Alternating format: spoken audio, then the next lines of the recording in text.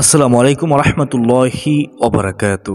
প্রিয় দর্শক, আজ আমি আপনাদের সাথে আলোচনা করব মহান আল্লাহ তাআলা নিজেই বলেছেন, যদি নামাজের সেজদায় আপনি মাথা রেখে ছোট্ট 4 বা 3 শব্দের এই দোয়াটি মাত্র 3 বার নিয়ম মেনে পড়তে পারেন, তাহলে আল্লাহ তাআলা আপনার গুনাহ মাফ করে দিবেন।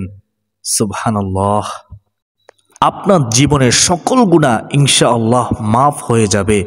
সগীরা কবিরা যত গুনাহ আছে, জানা অজানা সমস্ত গুনাহ আল্লাহ রাব্বুল আলামিন মাফ করে দিবেন। সুপ্রদিনী ভাই ও বোনেরা, আমলটির নিয়ম সম্পর্কে জানতে হলে ভিডিওটি ধৈর্য সহকারে শেষ পর্যন্ত দেখার জন্য অনুরোধ রইল। সুপ্রদর্শক, মূল আলোচনায় যাওয়ার পূর্বে চলুন একটু প্রার্থনা করে নেই। হে মহান দয়ালু প্রেমময় আল্লাহ, আপনি আমাদের জীবনের যৌবনের সমস্ত গুনাহ মাফ করে দাও। সকলে বলি আল্লাহুম্মা আমিন। প্রিয় দর্শক, দুনিয়াতে সবচেয়ে উত্তম ইবাদত হলো নামাজ। এর প্রতিটি রোকন আদায় করতে হবে ধীরস্থিরভাবে, আর প্রতিটি রোকনেই রয়েছে মাসনুন দোয়া। যে দোয়াগুলো রাসূলুল্লাহ সাল্লাল্লাহু আলাইহি ওয়াসাল্লাম পাঠ করতেন। রহমাতুল লিল আলামিন নবীজি রাসূলুল্লাহ সাল্লাল্লাহু আলাইহি ওয়াসাল্লাম সেজদায় অনেক দোয়া পড়তেন। কারণ নামাজের মধ্যে বান্দার যে জিনিসটি মহান রব্বুল আলামিন সবচেয়ে বেশি পছন্দ করেন তা হলো সেজদা। তাই সেজদায় বেশি বেশি দোয়ার কথাও বলা হয়েছে এবং দোয়া কবুল হয় এ বিষয়েও বলা হয়েছে। নবী করিম সাল্লাল্লাহু আলাইহি ওয়াসাল্লামের একটি হাদিস, তিনি বলেন, বান্দা যখন সেজদারত থাকে তখন সে তার রবের সবচেয়ে নিকটবর্তী হয়। কাজেই তোমরা এ সময় বেশি বেশি দোয়া করবে। আর আল্লাহ তাআলাও কোরআন কারীমে বলেছেন, ওয়াসজুদ ওয়াক্তারিব, বান্দা তুমি সেজদা দাও, আমার নিকটবর্তী হও। সুবহানাল্লাহ, সুবহানাল্লাহ। সেজদায় দোয়া করা আমাদের সকলের অবশ্যই অবশ্যই জরুরি প্রিয় দর্শক। কারণ আপনারা যদি সেজদায় দোয়া করেন তাহলে আল্লাহ তাআলা আপনার মনের নেক আশা, নেক ইচ্ছা, তামান্না, হাজত পূরণ করবেন, আপনার দোয়া কবুল করবেন ইনশাআল্লাহ আজ্জা ওয়া জাল্লা। সেজদায় দোয়া করা যে অবশ্যই জরুরি সেটা আমরা কম বেশি সবাই জানি, কিন্তু সে দোয়া করার যে নিয়ম রয়েছে সেটা আমরা অনেকেই জানি না। সেজদায় দোয়া করার জন্য আপনাকে নিয়ম মেনে আমলটি করতে হবে বা সেজদায় দোয়া করতে হবে। তা না হলে আপনার নামাজেই হয়তোবা সমস্যা হতে পারে। তাই আমি অনুরোধ করছি, আপনারা অবশ্যই অবশ্যই সেজদা অবস্থায় দোয়া করার নিয়ম আপনারা ভালো করে শিখে নিন এবং এরপর থেকে আপনারা এই নিয়মে আল্লাহর কাছে সেজদায় দোয়া করতে পারবেন। প্রিয় দর্শক, সেজদায় দোয়া করার জন্য প্রথমে অবশ্যই সেজদার তাসবিহ পড়ে নিতে হবে। আমরা সেজদার তাসবিহ হিসেবে সুবহান রাব্বিয়াল আ'লা, সুবহান রাব্বিয়াল আ'লা, সুবহান রাব্বিয়াল আ'লা এটি পড়ে থাকি, অথবা অনেকে আরো অনেক তাসবিহ পড়ে থাকেন সেজদায়। এই তাসবিহটি সুবহান রাব্বিয়াল আ'লা অন্তত আপনি 3 বার পড়ে নেবেন। সুবহান রাব্বিয়াল আ'লা, সুবহান রাব্বিয়াল আ'লা, সুবহান রাব্বিয়াল আ'লা। তারপর আপনি দোয়া করতে পারবেন সিজদার মধ্যে। অনেকেই জানেন না যে সেজদায় দোয়া করব, কোন নামাজের সেজদায় দোয়া করব, ফরজ, সুন্নত নাকি নফল নামাজের সেজদায়। এই নামাজগুলোর মধ্যে আপনারা কোন নামাজের সেজদার মধ্যে দোয়া করবেন এটি নিয়ে অনেক দ্বিধাদ্বন্দ্বের মধ্যে রয়েছেন। আপনি চাইলে হোক সেটি ফরজ নামাজ, সুন্নত নামাজ বা নফল নামাজ, অর্থাৎ ফরজ নামাজের সেজদায় আপনি চাইলে এই দোয়া করতে পারবেন। সেজদায় আল্লাহর কাছে দোয়া করতে পারবেন, এটি বৈধ রয়েছে। তবে অনেক আলেম এবং স্কলারদের মতে অনেকেই বলেছেন ফরজ নামাজের সেজদায় দোয়া না করাই উত্তম। তবে এটি নাজায়েজ নয়। নাজায়েজ নয়। প্রিয় দর্শক, উত্তম এবং নাজায়েজ নয় এই দুইটির মধ্যে অনেক পার্থক্য রয়েছে। আপনি করতে পারবেন, এটি বৈধতা রয়েছে। কিন্তু আপনি যদি মনে করেন উত্তম আমল আপনি করবেন, তাহলে আপনারা অবশ্যই নফল নামাজের সেজদায় সে আমলটি করবেন।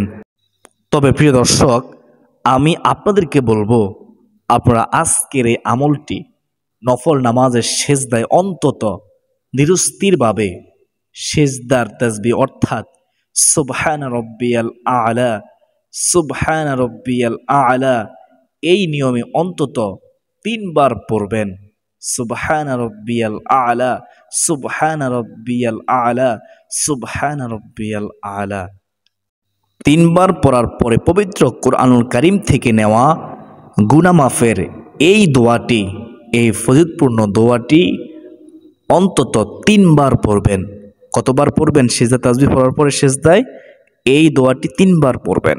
সুপ্রতিনি ভাই বোনেরা মনে রাখবেন, অর্থাৎ আপনাদেরকে সেজদার তাসবিহ 3 বার সুবহান রব্বিয়াল আ'লা এটি 3 বার পড়তে হবে। তারপর যে দোয়াটি শিখিয়ে দিচ্ছি এই দোয়াটি আপনারা 3 বার পড়বেন সেজদায় মাথা রাখা অবস্থায়, নফল নামাজের সেজদায়। সুপ্রতিনি ভাই বোন, শয়তানের প্ররোচনায় পড়ে মানুষ আল্লাহর অবাধ্যতায় লিপ্ত হয়, গুনাহ করে ফেলে। কিন্তু গুনাহ হয়ে গেলে একজন মুসলমানের প্রথম কাজ হলো তওবা করা, গুনাহ ছেড়ে দেওয়া, আল্লাহর নিকট ফিরে আসা। তওবা মানে গুনাহ থেকে প্রত্যাবর্তন করা, আল্লাহর কাছে ফিরে আসা। এই গুনাহ, এই পাপ আমি আর করব না, আল্লাহ আমি আর এই গুনাহ করব না, এই প্রতিশ্রুতি দেওয়া। তাই তো আল্লাহ তাআলা পবিত্র কোরআনে সূরা জুমার 53 নম্বর আয়াতে একথাই বলেছেন, পাপী বান্দাদের আল্লাহ তাআলা আশার বাণী শুনিয়েছেন। বর্ণিত হয়েছে, হে আমার বান্দারা, যারা নিজেদের উপর জুলুম করছো, তোমরা আল্লাহর রহমত থেকে নৈরাশ হইও না। নিশ্চয়ই আল্লাহ সব গুনাহ মাফ করেন, তিনি ক্ষমাশীল পরম দয়ালু। ইন্নাল্লাহা গফুরুর রহিম। সূরা জুমা আয়াত হচ্ছে 53। সুবহানাল্লাহ।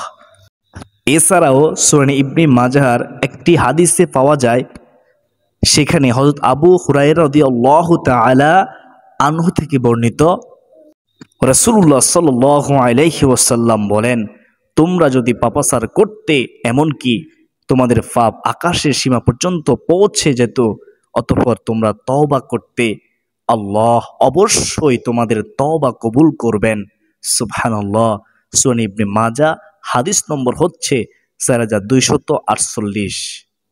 হযরত উম্মুল মুমিনিন মা আয়েশা সিদ্দিকা রাদিয়াল্লাহু তাআলা আনহা বলেন, আল্লাহর রাসূল সাল্লাল্লাহু আলাইহি ওয়াসাল্লাম বলেছেন, মুসলিম ব্যক্তির উপর যেসব বিপদ আপদ আসে, এর মাধ্যমে আল্লাহ তার পাপ দূর করে দেন।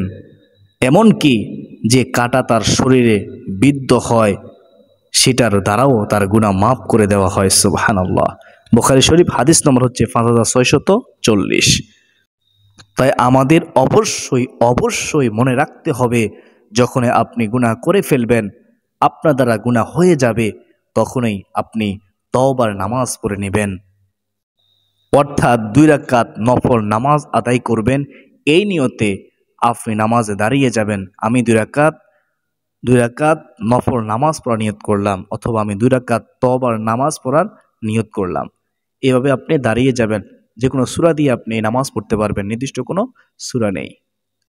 এবং হাদিস অনুযায়ী আল্লাহ রাসূল সাল্লাল্লাহু আলাইহি ওয়াসাল্লাম বলেন, যদি কেউ গুনাহ করে ফেলে, তারপর পবিত্রতা অর্জন করে 2 রাকাত সালাত আদায় করে, আর আল্লাহর কাছে ক্ষমা প্রার্থনা করে, আল্লাহ তাআলার কাছে তওবা করে ফিরে আসে যে আমি আর এই গুনাহ করব না, তবে আল্লাহ ক্ষমা করে দেন, মাফ করে দেন, সে নিষ্পাপ মাসুম হয়ে যায়। সুবহানাল্লাহ। তিরমিজি শরীফ হাদিস নম্বর হচ্ছে 3276।